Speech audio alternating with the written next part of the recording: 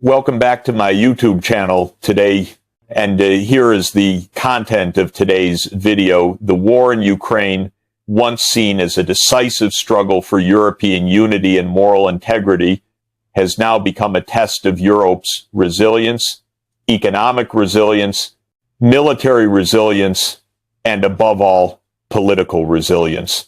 And as that resilience is tested, a new question arises. What will true peace look like when neither side wins, yet neither side is willing to compromise?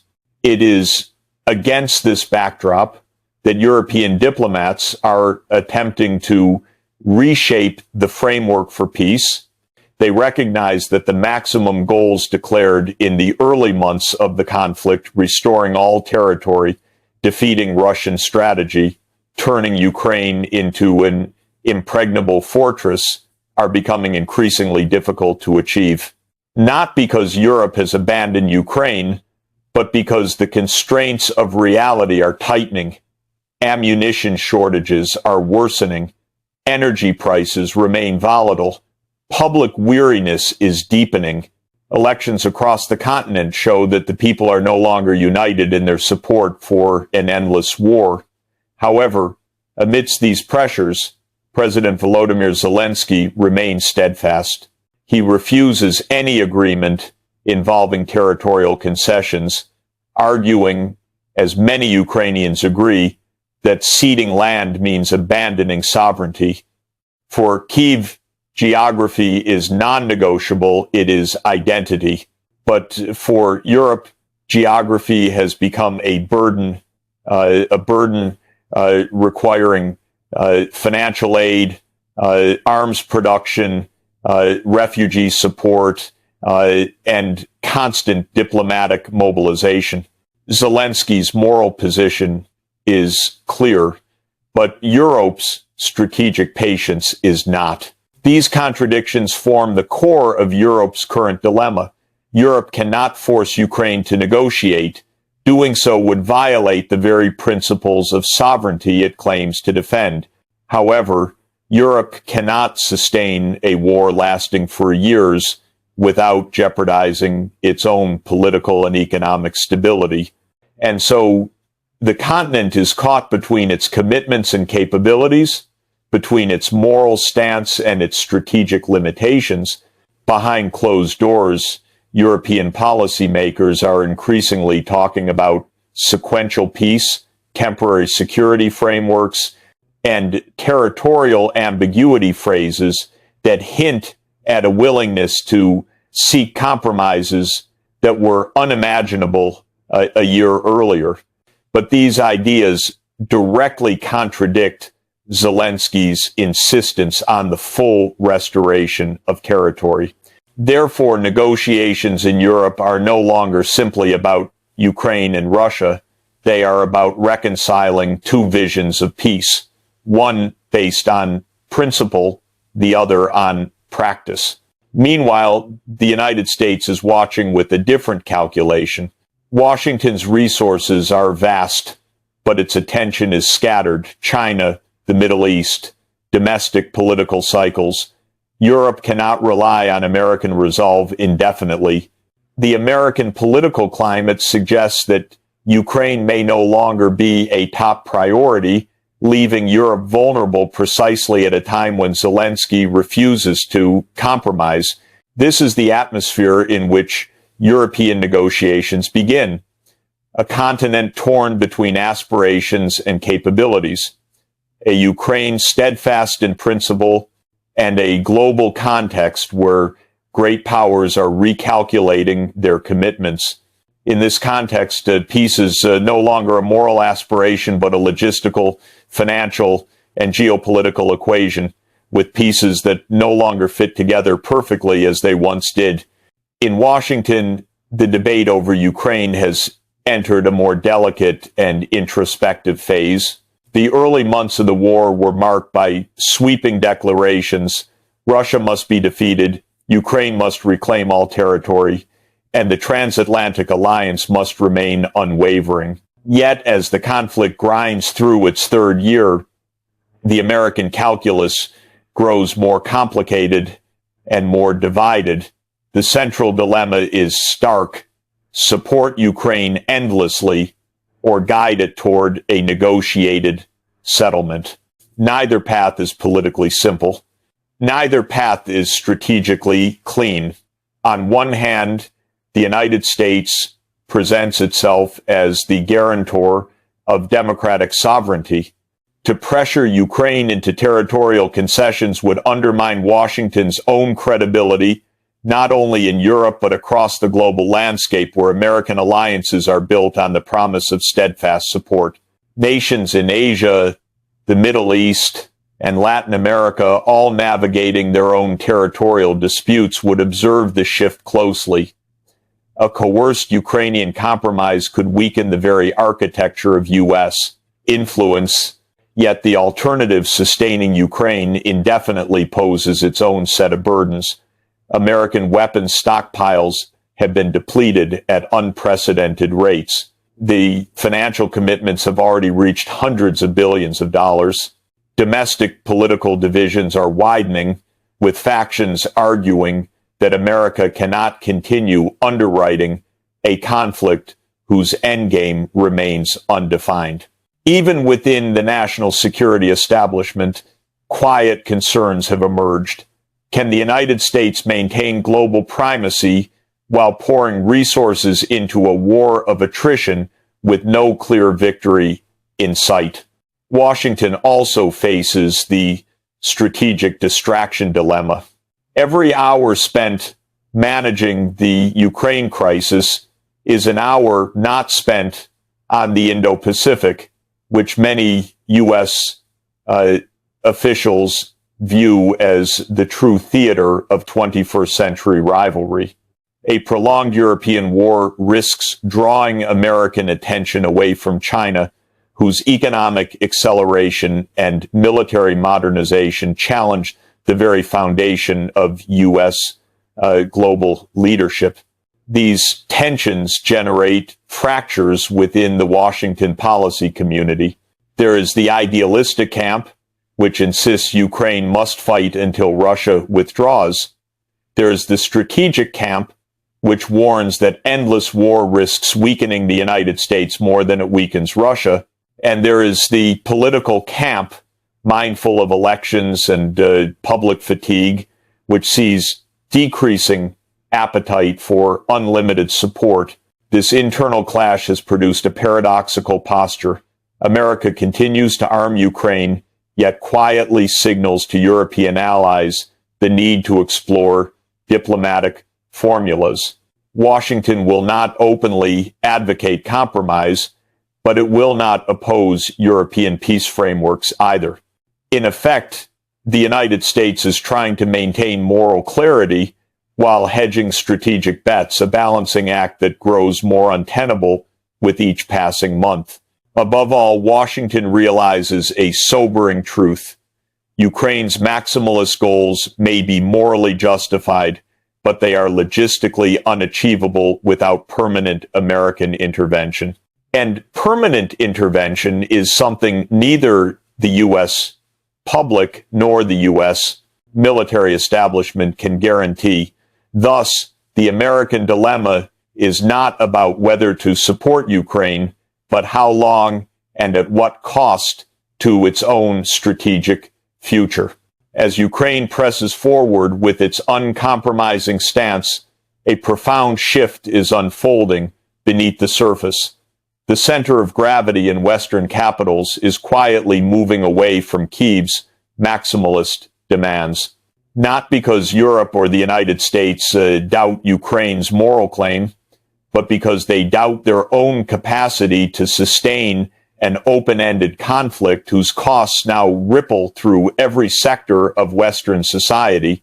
For Kyiv, this shift feels almost like a betrayal, subtle, cautious, delivered behind diplomatic curtains, yet unmistakable. A year ago, Zelenskyy was greeted as the heroic figure of European resistance. Today, he is increasingly perceived not as a unifying symbol, but as a political dilemma. European governments no longer ask what Ukraine needs. They ask what Europe can endure. Ukraine senses this change. Zelenskyy travels tirelessly, appealing to parliaments, pleading for air defenses, warning of catastrophe if support wanes. His speeches are resolute, uncompromising, infused with the urgency of a nation fighting for survival. But the applause has grown softer, the pledge is smaller, the deadline's longer. This is the tragedy of Ukraine's position. Its moral clarity is impeccable, yet its leverage is fading. At the same time, Kyiv faces structural constraints that no amount of rhetoric can overcome. Its economy survives on Western assistance. Its military depends on Western ammunition. Its government salaries are paid in part by Western taxpayers. Every HIMARS rocket, every Patriot missile, every generator in a bombed-out city symbolizes both Western solidarity and Ukrainian dependency. The line between support and lifeline becomes thinner each day. Russia, meanwhile, has adapted. Its defense industry is revived. Sanctions have been circumvented through global intermediaries, and the Kremlin has reframed the conflict as a civilizational struggle against Western encroachment. Whether this narrative is accurate matters less than the fact that it sustains domestic legitimacy. Ukraine does not have that luxury. It cannot redefine its war. It is trapped in a binary outcome, victory or dismemberment.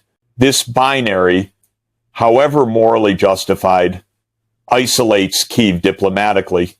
Western leaders increasingly hint that no war ends without negotiation, a phrase Ukraine fears is a prelude to territorial compromise.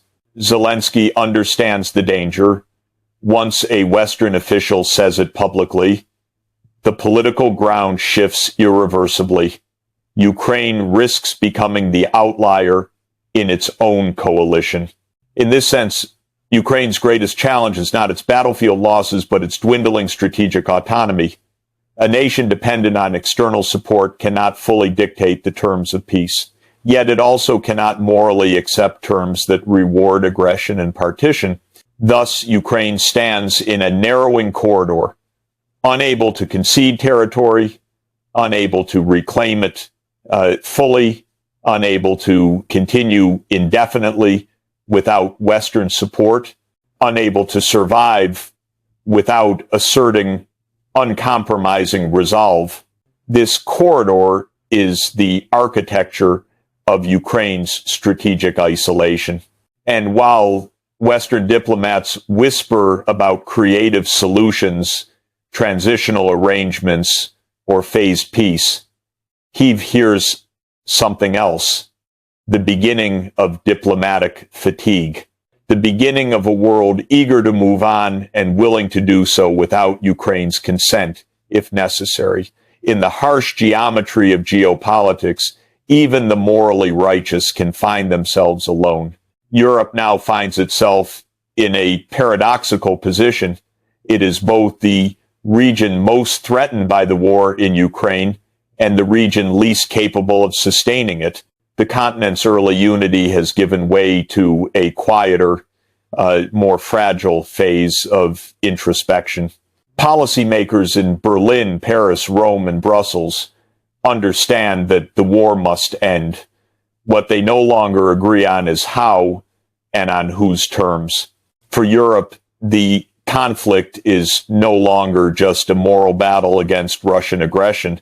It is an economic drain, a political liability, and a strategic nightmare. Energy shocks, inflation, defense shortages, and mounting social fatigue have transformed public sentiment. Europe's leaders recognize that their ability to sustain Ukrainian maximalism is diminishing month by month.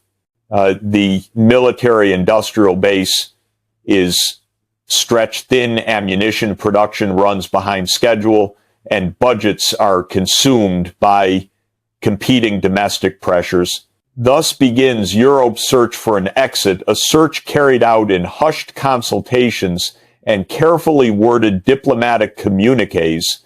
One path Europe considers, though rarely admits publicly, is nudging Ukraine toward negotiation. The term negotiation itself is wrapped in euphemism. A phased settlement, a security framework, an interim arrangement. Europe frames these options as pragmatic rather than coercive, but Kyiv inevitably interprets them as pressure to concede. European leaders know that pressing Ukraine openly would fracture the moral narrative they have built since 2022. Yet privately, they understand that a war without a defined end state is unsustainable. A second path is more cynical but equally plausible. Europe may begin to distribute blame. If Ukraine refuses peace terms that Europe deems reasonable, some voices may argue that Kyiv bears partial responsibility for prolonging the conflict. Likewise, if Russia escalates or rejects proposals, Moscow will be held accountable for obstructing peace.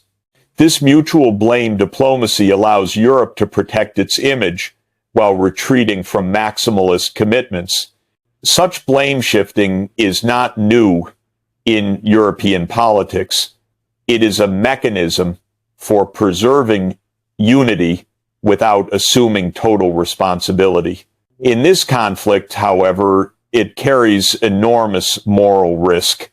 It transforms a war of aggression into a diplomatic puzzle where all sides appear equally stubborn. The third and most dramatic path is strategic withdrawal. Not a full abandonment of Ukraine, but a gradual scaling back of military aid replaced by economic support and rhetorical solidarity. This path acknowledges what many European leaders already fear. The continent lacks the long-term industrial and political capacity to fuel a perpetual war. Strategic withdrawal would shift the burden back onto Washington, forcing the United States to decide whether to escalate, negotiate, or redefine its role.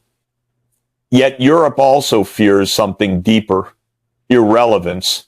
If the United States and Russia negotiate directly, or if Washington begins shaping peace terms without consulting its European allies, the EU risks becoming a footnote in a conflict fought on its own continent.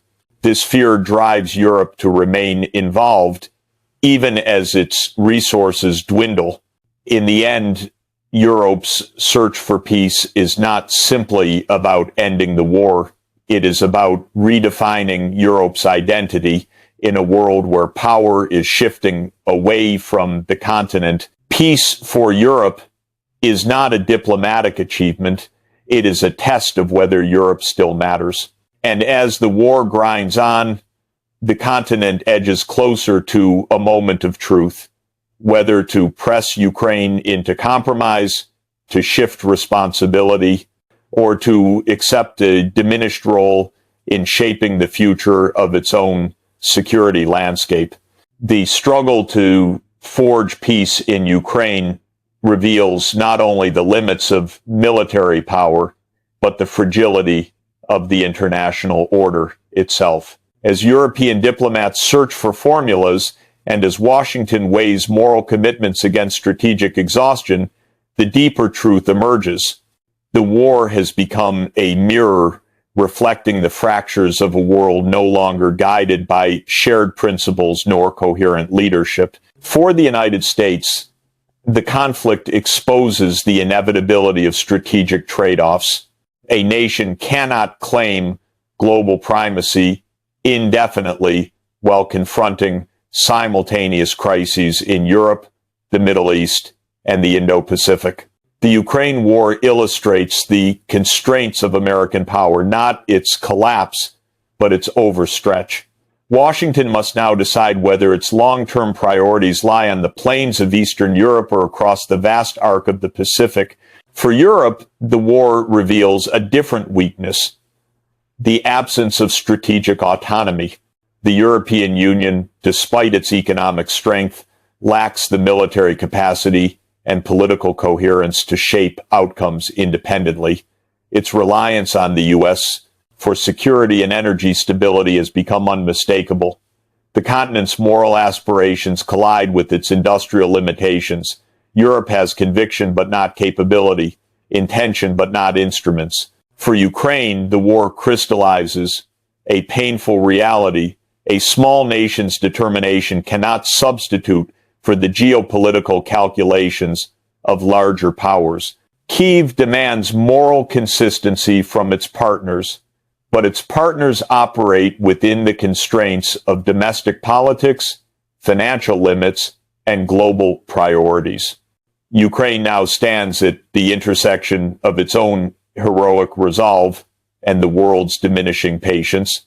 And for Russia, the war exposes the paradox of its ambitions, a desire to revise the European security order, yet an economy and military dependent on the very global structures it seeks to challenge. Russia holds territory but not legitimacy, power but not stability. What emerges from this landscape is not a simple story of winners and losers, but a recognition that the entire international order is drifting into an era of protracted contestation. Conflicts no longer end decisively. They linger in frozen fronts, exhausted societies, and diplomatic limbo. Great powers no longer dominate with clarity. They maneuver cautiously within a crowded field of rivals, partners, and reluctant allies. The tragedy of Ukraine, then, is not only the destruction wrought upon its cities and people, it is the way this war has illuminated the erosion of collective purpose in global governance. The institutions built to manage crises appear weakened, the alliances forged to preserve peace are strained, the ideals that once animated international cooperation feel increasingly distant. Yet within this fragmentation lies a final question that Europe, America, Russia, and Ukraine must confront together. Can a world fractured by competing interests still construct a peace that is more than temporary, more than fragile, more than performative? For if it cannot, Ukraine will not be the last conflict trapped between principle and power. It will be the first of many in a century, defined not by order, but by its absence.